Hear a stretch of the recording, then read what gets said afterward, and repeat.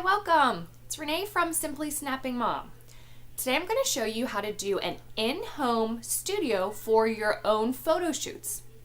So I started doing this years ago when I got sick of bringing my kids to studios for their portraits. We'd have to dress them up and the pressure was on. They would hate it. We would bring them and put them in front of people they didn't know with bright lights shining in their face and expect them to smile and be on their best behavior. That never happened for my kids, especially because they had a little bit of stranger anxiety. So I decided since I had a camera, I was going to start doing photo shoots in my home. So I'm going to show you how to set up an in-home studio in basically any room in your house with just a few steps and a few things that you would want to get ahead of time to be prepared. So I'm going to show you in my office/playroom, this dark room, how I can set up a photo studio in just a few minutes. So take a look. All right, so the first step is to set up the backdrop support system.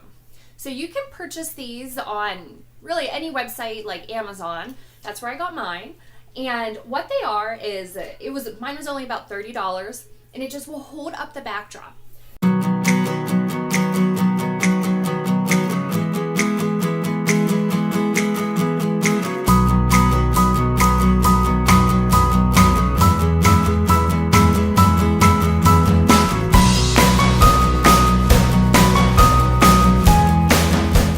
Now that we have the backdrop support system up, the next step is to set up the backdrop. So there are a lot of different kinds of backdrops that you can get. There are paper backdrops, which are usually very cheap, but they still look okay. You have to just make sure there's no creases because paper creases easy. There's vinyl backdrops, which are a little more expensive, but I love because they're a little more sturdy. They last longer, and if they get dirty, you could wipe them off easily. And there's also cloth backdrops, which is actually a cloth material. I never had good luck with cloth backdrops because I feel like they would crease easy also, and I had a hard time getting some of the creases out, like some of the wrinkles.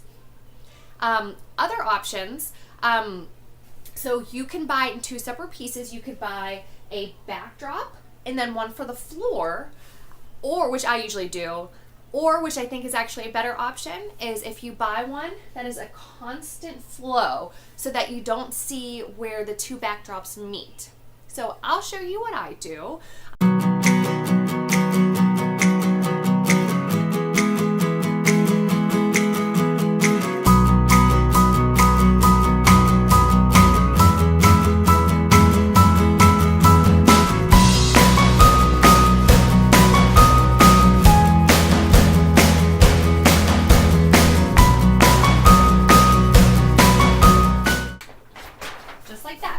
Now what I did purchase, since I don't have one that is constant, is from Home Depot. I got a baseboard, which was only a couple dollars, but I put it along the bottom so that I don't have to worry so much about what it looks like here. So I'll show you here.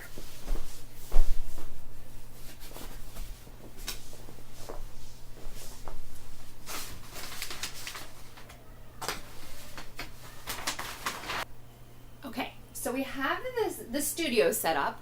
The next part is to set up lighting. So you might not even need lighting if you're by a window, or you might have an external flash, which I use sometimes. What I'm gonna do for this one is set up, and this was only about $30, but I got an in-home studio lighting set, which is also super easy to use. So it comes with 3 umbrellas. Just screw that on there.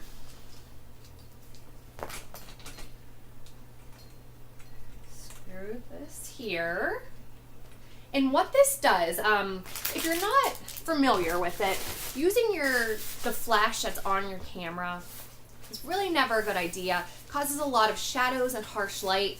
So what this does, let me open the umbrella, is set up just a nice lighting in the room. So the room is brighter and you're getting more natural pictures with more natural lighting.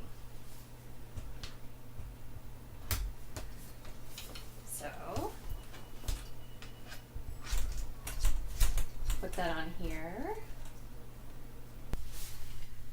So now I have it all set up. I plugged it in, and when I turn it on, it's just lightening up the room. Let me show you here.